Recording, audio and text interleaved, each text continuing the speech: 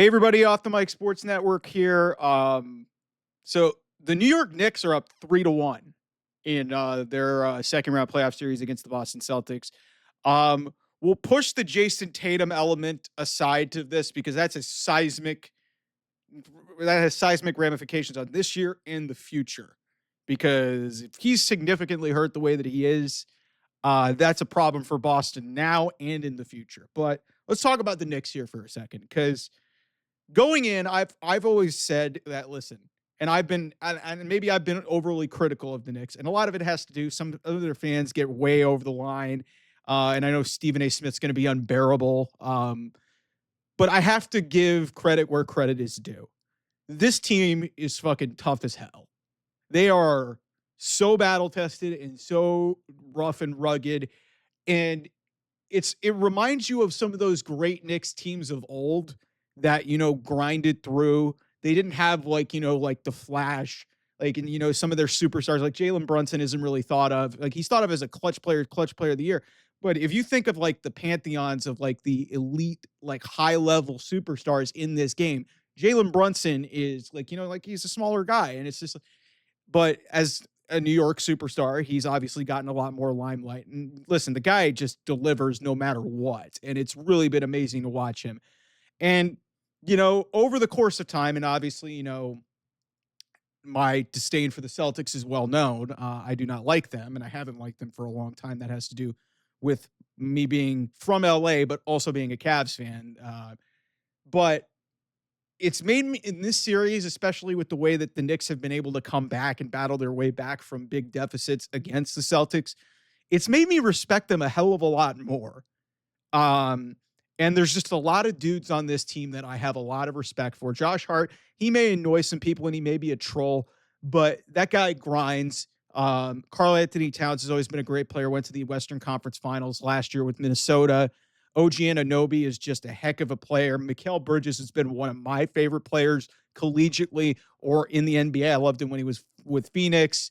He did a really good job in Brooklyn, and yes, they overpaid to get him, but they got him for this series and this reason. He's been outstanding defensively, and he made a lot of big shots in this game. And then, of course, there's Jalen Brunson, man. Like, it's just Mitchell Robinson and Deuce McBride and, a whole bunch of dudes off of that bench. Like, they have just found ways to just win these games, and it makes me respect them way more than I did last year because I thought they were getting aided by a lot of the, whistles and a lot of it. And then they just ran out of gas and and they just had dudes who got freaking injured up the wazoo last year. And like who knows what would have happened if OG Anunoby was healthy and Jalen Brunson had been able to finish that game 7, even though Indiana shot the daylights out of the ball in that game. But I gotta say it, man, I'm pulling for the Knicks if the Cavs are eliminated. I'm pulling for the Knicks because this is, for one, it's a great NBA story because of the market they're in, because of the type of team that they are. No matter what I feel about the fan base and how much spoiled brats Knicks fans have been and entitled they've been, given, like I said, they're one of the more disappointing big city franchises in recent memory, and their ownership sucks. James Dolan's an asshole, but I love what they've done with this team. And that being said, if the Cavs somehow could pull a miracle and pull a 3-1 comeback, we'll see how they match up. But this Knicks team right now feels like a team of destiny. That just looking at it right now, they are a game away from beating the defending NBA champions and the prohibitive favorite outside of Oklahoma City. And then the Cavs obviously were probably I think it was 1, 2, and 3 in that regard. They are on the verge of knocking out the defending champions. And unless Jason Tatum does not tear his Achilles, which it looks bad. If Jason Tatum is able to come back, maybe this looks a little bit differently. But without him, I just don't see a path for the Celtics to make a 3-1 comeback. At least with the Cavs, if Donovan Mitchell is able to play, the Cavs have somewhat of an argument because there's been a couple of fluky results. And if that game 2 goes a little bit differently, then maybe we're having a different discussion. And Indiana has just outplayed him in the last game. And I think the Cavs just waved the white flag when they knew they just didn't have it shooting wise. But things can flip in a hurry in the NBA playoffs. We've seen that.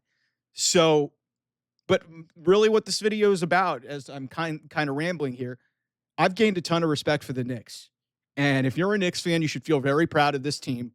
Um, because anybody who wants to tell you, and if the Knicks ultimately end up pulling off this series and winning one more game, don't let anybody tell you that that the Knicks won this series because of injury. They did not. The Celtics were perfectly healthy the first two games when they were up by 20 points in their building and lost both of them. And then in this game, who knows if it would have made that comeback at the end. It was looking pretty dreary there. It was a 7-point game when OG Anunoby stole the ball, and I think it went to 9. And that's when the serious injury happened. And, we're left to wonder what's going to happen with Jason Tatum moving forward. But to me, the Knicks are the team of destiny right now. And if they pull this off, everything that I said about Jalen Brunson after when everybody was overreacting after that Pistons series is null and void. He's one of the best Knicks ever. Like, it's crazy some of the shit that has gone on in this NBA season. If the New York Knicks are playing for an Eastern Conference championship, and it's going to be either against a Cavs team that if they get through, they're going to be facing a Cavs team that is worn out and has been beat up and had to go through 3 consecutive wins just to get to the Eastern Conference Finals, or it's going to be an Indiana Pacers team that the Knicks should have beaten last year. They know they should have beaten them last year. And to me, like, Hicks versus Knicks will rate the hell out of everything. That being said, I don't want to see it. I want to see Cavs and Knicks selfishly.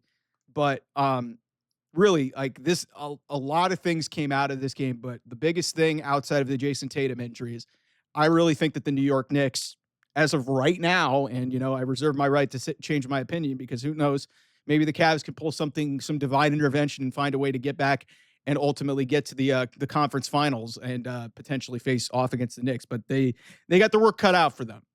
But yeah, this Knicks team just feels like, one of those teams of destiny because they've got the superstar, they've got the supporting cast, they play great defense. And on top of it, they're going to have a ton of momentum if they're able to finish this off against the Celtics. This is the defending NBA champions. So shout out to Knicks fans, man. Like, I mean, listen, I may not like some of you for the way you behave and the way you treat other fan bases and the way you are on social media, but you should be very proud of this team because that was an impressive win, especially after you getting your butts kicked the last game. Haven't seen Madison Square Garden like that in a long, long time. And if they get to the conference finals, whew, I mean, I don't think we've seen Knicks Pacers in the conference finals in like 25 years. Seriously, it'd be entertaining. And if you would have told me a month ago, hey, Knicks Pacers, who would you want? We're playing for an NBA championship or potentially an Eastern Conference championship. Who are you rooting for? I would have said Pacers easily. But my opinions changed completely just based off the way the Pacers have played in this series. Yes, they have outplayed the Cavs. They've also played dirty. And I think they've benefited from, some really terrible luck by the Cavs. And also a lot of injuries have just stacked up. So they've gotten some favorable things going their way. And you Pacer fans can get in my mentions, but the reality of the situation is like, yeah, outside of the one game that was a blowout, which was game 4, the first 2 games were coin flips. Darius Garland didn't play in the first one. 3 of the top 5 best scorers on the Cavs did not play in game 2, and the Cavs had a 7-point lead with 50 seconds to go in that game and didn't win. So the Cavs are more than capable of winning that, but I'll leave it at that. We'll see where this thing goes. But, if it is Knicks Pacers, like I'm rooting for the Knicks. It would be a great story for the NBA. It would be, it would be almost out of a Hollywood movie. And I can't believe I've completely turned the corner in the last week and a half on this thing because I couldn't stand the Knicks about 2 weeks ago because of how they were being portrayed in the media and how their fans were reacting. But maybe it's just the magic of the, hey, I don't like a certain team. They're about to beat a certain team. And they've done it in a way that's really easy to root for and made them a hell of a lot of fun. So, again, like I said, congratulations, Knicks. Got one more to get it done. Hopefully the Cavs will see you in the conference finals. If not, you're facing the Pacers, and I hope you beat them. Anyway, thanks so much for watching. I'll see you guys soon. Bye-bye.